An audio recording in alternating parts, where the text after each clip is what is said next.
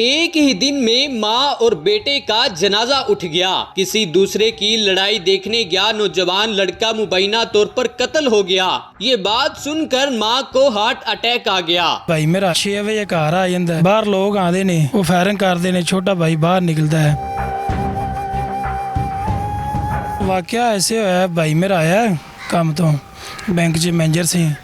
6 ਵਜੇ ਘਰ ਆ ਜਾਂਦਾ, ਆਂਦਾ ਨਹਾਦਾ ਧੋਂਦਾ, ਰੋਟੀ ਛੋਟੀ ਖਾਂਦਾ, ਮੰਜੀ ਤੇ ਲੇਟਦਾ ਹੈ। ਔਰ ਯਕਦਮ ਬਾਹਰ ਲੋਕ ਆਉਂਦੇ ਨੇ, ਉਹ ਫਾਇਰਿੰਗ ਕਰਦੇ ਨੇ, ਛੋਟਾ ਭਾਈ ਬਾਹਰ ਨਿਕਲਦਾ ਹੈ, ਉਹਨੂੰ ਬੁਲਾਉਣ ਵਾਸਤੇ ਆਉਂਦਾ। ਜਿਸ ਤਰ੍ਹਾਂ ਉਹਨੂੰ ਬੁਲਾਉਣ ਵਾਸਤੇ ਆਉਂਦਾ ਹੈ, ਉਸੇ ਤਰ੍ਹਾਂ ਫਾਇਰਿੰਗ ਹੁੰਦੀ ਹੈ, ਉਹਨੂੰ ਗੋਲੀ ਲੱਗ ਜਾਂਦੀ ਹੈ। ਸਾਡਾ ਨਾ ਉਸ ਪਾਰਟੀ ਨਾਲ ਕੋਈ ਤਲਕ ਹੈ, ਨਾ ਇਸ ਪਾਰਟੀ ਨਾਲ ਤਲਕ ਹੈ। ਔਰ ਜਿਹੜੀ ਪਾਰਟੀ ਲੜਾਈ ਹੈ, ਉਹਨਾਂ ਦਾ ਘਰ ਸਾਡੇ ਘਰ ਤੋਂ 4-5 ਕਿੱਲੇ ਦੂਰ ਹੈ। ਔਰ ਦੋਵੇਂ ਪਾਰਟੀਆਂ ਸਾਡੇ ਉਹ ਵੀ ਗੁਨੇਗਾਰ ਨੇ, ਸਾਡੇ ਉਹ ਵੀ ਗੁਨੇਗਾਰ ਨੇ। इससे पहले मामला क्या था? ਪਹਿਲੇ ਉਹਨਾਂ ਮੁੰਡਿਆਂ ਦਾ ਕੋਈ ਝਗੜਾ ਸੀ, ਤਕਰੀਬਨ 1.5-2 ਮਹੀਨੇ ਹੋ ਗਏ ਨੇ। ਸਾਨੂੰ ਇਹ ਵੀ ਨਹੀਂ ਪਤਾ, ਨਾ ਕਿਸੇ ਕੋ ਬਈਏ ਨਾ ਖਲੋਈਏ, ਸਾਨੂੰ ਕਿਸੇ ਵਾਕਿਆ ਦਾ ਕੋਈ ਪਤਾ ਨਹੀਂ था।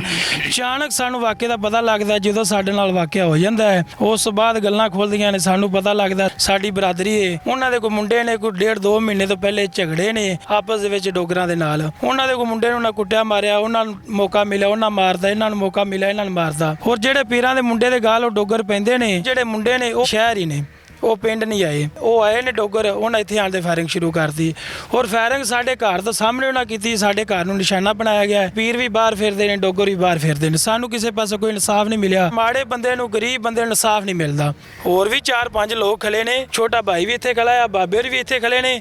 ਜਿਸ ਤਰ੍ਹਾਂ ਭਾਈ ਨਿਕਲਦਾ ਹੈ, ਉਹ ਗੋਲੀ ਚਲਾ ਰਿਹਾ ਸਾਹਮਣੇ, ਕਿਸੇ ਨੂੰ ਨਿਸ਼ਾਨਾ ਨਹੀਂ ਬਣਾਇਆ ਗਿਆ। ਉਸੇ ਭਾਈ ਨੂੰ ਬਲਬ ਚੱਲ ਰਿਹਾ ਔਰ ਰੋਸ਼ਨੀ ਹੈ, ਰੋਸ਼ਨੀ ਦੇ ਵਿੱਚ ਉਹ ਭਾਈ ਨੂੰ ਨਿਸ਼ਾਨਾ ਬਣਾਇਆ ਗਿਆ। ਔਰ ਉਹਦਾ ਨਾਂ ਆਵਾਜ਼ ਮਾਰੀ ਹੈ, ਸਾਡੇ ਭਾਈ ਨੂੰ ਨਿਸ਼ਾਨਾ ਬਣਾਇਆ ਗਿਆ, ਟਾਰਗੇਟ ਕੀਤਾ ਗਿਆ ਔਰ ਆਵਾਜ਼ ਮਾਰਦੇ ਕੀਤਾ ਗਿਆ। ਔਰ पूरा पिंड गवाह है। जब आपको पता चला कि मेरा भाई शहीद हो गया, कत्ल हो गया, क्या सिचुएशन थी? कि साढ़े तो होश ही कोई नहीं सी, ਅਸੀਂ ਤੇ ਬੇਖਬਰ ਹੋ ਗਿਆ। ਸਾਨੂੰ ਤੇ ਸਮਝ ਨਹੀਂ ਆ ਰਹੀ ਸਾਡੇ ਨਾਲ ਹੋਇਆ ਕੀ। ਅਸੀਂ ਜਦ ਮੌਕੇ ਤੇ ਪਹੁੰਚੇ ਆ, ਸੂਰਤ ਹਾਲ ਵੇਖੀ, ਸਾਨੂੰ ਆਦੀ ਹੋਸ਼ ਨਹੀਂ ਰਹੀ। ਅਸੀਂ ਭਾਈ ਨੂੰ ਕਿੱਧਰ ਲੈ ਜਾਣਾ, ਹਸਪਤਾਲ ਜਾਣਾ, ਘਰ ਜਾਣਾ। ਔਰ ਜਿਨ੍ਹਾਂ ਜ਼ੁਲਮ ਕੀਤਾ ਹੈ, ਜਿਨ੍ਹਾਂ ਦੀ ਵਹੀਆਂ ਤੋਂ ਹੋਇਆ, ਉਹ ਵੀ ਬਾਹਰ ਫਿਰਦੇ ਨੇ, ਜਿਨ੍ਹਾਂ ਕੀਤਾ ਉਹ ਵੀ ਬਾਹਰ ਫਿਰਦੇ ਨੇ। ਜਦੋਂ ਭਾਈ ਨੂੰ ਗੋਲੀ ਲੱਗਦੀ ਰੌਲਾ ਪੈਂਦਾ ਹੈ। ਔਰ ਗੋਲੀ ਲੱਗੀ, ਗੋਲੀ ਲੱਗਣ ਤੋਂ ਬਾਅਦ ਵੀ 10 ਮਿੰਟ ਗੋਲੀ ਚੱਲੀ। ਨਾਲ ਹੀ ਮੇਰਾ ਘਰ ਹੈ। ਜਦੋਂ ਖਬਰ ਜਾਂਦੀ, ਵਾਲਦਾਂ ਨੂੰ ਖਬਰ ਮਿਲਦੀ, ਵਾਲਦਾਂ ਭੱਜਦੀ। ਜਦੋਂ ਵੇਖਦੀ ਮੌਕੇ ਦੇ ਪੁੱਤਰ ਮੇਰਾ ਸ਼ਹੀਦ ਹੋਇਆ ਪਿਆ, ਖੂਨੋਂ ਖੂਨ ਹੋਇਆ ਪਿਆ, ਗੋਲੀ ਲੱਗੀ ਹੈ, ਤੇ ਵਾਲਦਾਂ ਨੂੰ ਜਿਵੇਂ ਚੱਕਦੇ ਨੇ ਘਰ ਲੈ ਜਾਂਦੇ ਨੇ, ਵਾਲਦਾਂ ਵੀ ਖਤਮ ਹੋ ਜਾਂਦੀ। ਫਿਰ ਅਸੀਂ ਚੱਕਨੇ ਆ, ਉਹਨੂੰ ਹਸਪਤਾਲ ਲੈ ਜਾਂਦੇ, ਕਸੂਰ ਲੈ ਜਾਂਦੇ, ਉੱਥੇ ਮਲਾਜ਼ੇ ਵਾਸ ਉੱਥੇ ਜਾਂਦੇ। ਉਹ ਕਹਿੰਦੇ ਜੀ ਪਹਿਲੇ ਪਰਚਾ ਦਿਓ ਉਹਦੇ, ਤੇ ਫਿਰ ਇਹਦਾ ਮਲਾਜ਼ਾ ਹੋਵੇਗਾ। ਔਰ ਉਸ ਟਾਈਮ ਕੀ ਅਕਲ ਕੰਮ ਕਰਦੀ, ਕੀ ਸੋਚ ਕੰਮ ਕਰਦੀ, ਕੀ ਜ਼ਹਿਨ ਚਾਹੁੰਦਾ, ਕਿਵੇਂ ਪਰਚਾ ਦਈਏ, ਕਿਹਦਾ ਪਰਚਾ ਦਈਏ। ਸਾਡੀਆਂ ਦੋਵੇਂ ਪਾਰਟੀਆਂ ਮੁਜਰਮ ਨੇ। ਉਹ ਪਰਚਾ ਜਿਹੜੇ ਬੰਦਿਆਂ ਦਾ ਅਸੀਂ ਦਿੱਤਾ ਹੈ, ਜੋ ਸਾਡੇ ਬੰਦੇ ਬੇਮਲੂਮ ਨੇ, ਅਸੀਂ ਉਹਨਾਂ ਨੂੰ ਨਾਮਜ਼ਦ ਕਰਾਵਾਂਗੇ। ਜਿਨ੍ਹਾਂ ਨਾਲ ਉਹਨਾਂ ਦੀ ਦੁਸ਼ਮਣੀ ਹੈ, ਉਹ ਵੀ ਲੋਕ ਮੌਜੂਦ ਨੇ। ਉਹਨਾਂ ਨਾਲ ਕਿਸੇ ਲੋਕ ਨੂੰ ਗੋਲੀ ਨਹੀਂ ਲੱਗੀ, ਨਾ ਉਹਨਾਂ ਵੱਲ ਫਾਇਰਿੰਗ ਹੋਈ। ਔਰ ਸਾਨੂੰ ਟਾਰਗੇਟ ਕੀਤਾ ਗਿਆ। ਸਾਡੇ ਭਾਈ ਨੂੰ ਘਰੋਂ ਜਦ ਬੁਲਾਇਆ ਗਿਆ, ਔਰ ਭਾਈ ਸਾਡਾ ਜਿਸ ਤਰ੍ਹਾਂ ਆਉਂਦਾ ਛੋਟੇ ਭਾਈ ਨੂੰ ਬੁਲਾਉਣ ਵਾਸਤੇ, ਉਸ ਟਾਈਮ ਉਹਦੇ ਮੋਬਾਈਲ ਨਾਲ ਫੋਨ ਲੱਗਿਆ ਸੀ। ਹੁਣ ਇਹ ਪਤਾ ਨਹੀਂ ਫੋਨ ਹੁੰਦਾ ਆਪਣਾ ਆਇਆ ਸੀ ਜਾਂ ਉਹਨੂੰ ਕਿਸੇ ਨੇ ਬੁਲਾਇਆ, ਔਰ ਕਿਸੇ ਨੇ ਬੁਲਾ ਕੇ ਉਹਨੂੰ ਟਾਰਗੇਟ ਕੀਤਾ। ਔਰ ਮੇਰੇ ਭਾਈ ਨੂੰ ਗੋਲੀ ਲੱਗੀ। ਉਹ ਪਾਰਲੀ ਸਾਈਡ ਤੇ ਉੱਥੇ ਬਲਫ ਹੁੰਦੇ, ਇੱਥੇ ਵੀ ਬਲਫ। ਬੱਚਾ ਫੌਤ ਹੋਇਆ ਗੋਲੀ ਨਾਲ, ਮਾਂ ਨੂੰ ਪਤਾ ਲੱਗਿਆ, ਮਾਂ ਆਈ ਹੈ, ਉੱਥੇ ਦੇਖਦੇ ਸਰ ਉਹ ਫੌਤ ਹੋ ਗਈ। ਇਹਨਾਂ ਲੋਕਾਂ ਦੀਆਂ ਸਪੋਰਟਾਂ ਹੋ ਰਹੀਆਂ, ਜਿਹੜੇ ਮੁਲਜ਼ਮ ਹਨ, ਜਿਹੜੇ ਘਰ ਨਾਲ ਉਹਨਾਂ ਦੀ ਹੈ ਸੀ ਕੋਈ ਥੋੜੀ ਬਹੁਤੀ ਲੜਾਈ ਵਗੈਰਾ, ਫਾਇਰਿੰਗ ਵਗੈਰਾ, ਉਹਦੇ ਵੀ ਉਹਨਾਂ ਕੀਤੀਆਂ ਨੇ। ਲੇਕਿਨ ਉਹ ਬੱਚੇ ਬੁੱਚੇ ਬੰਦੇ ਮਹਿਫੂਜ਼ ਹੋ ਗਏ, ਨਹੀਂ ਨਿਕਲੇ। ਮੈਨੂੰ ਇਹ ਦੱਸੋ ਕਿ ਮਾਂ ਜੀ ਤੁਹਾਡੀ ਕੀ ਲੱਗਦੀਆਂ ਸਨ?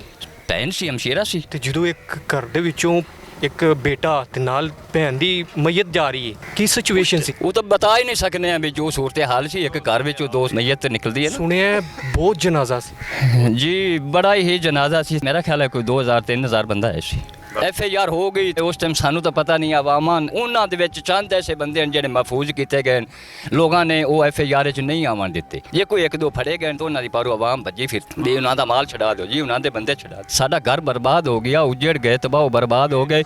ਟਾਰਗੇਟ ਹੋ ਰਹੇ ਨੇ ਜੀ ਵੀ ਜਿਸ ਵਗਾ ਟੁਰਸਨ ਦਾ ਅਸੀਂ ਹੋਰ ਨਿਜ਼ਾਮ ਕਰ ਸਾਂ। ਲੜਾਈ ਝਗੜਾ ਤਾਂ ਕਿਸੇ ਹੋਰ ਨਾਲ। ਜ਼ਿਲ੍ਹਾ ਕਸੂਰ ਦੇ DPO DCO ਨੂੰ ਇਹ ਹਾਦਸਾ ਸੁਣ ਕੇ ਖੁੱਲੀ ਕਚਹਿਰੀ ਲਾ ਕੇ ਇੱਥੇ ਫੈਸਲਾ ਕਰਨਾ ਚਾਹੀਦਾ।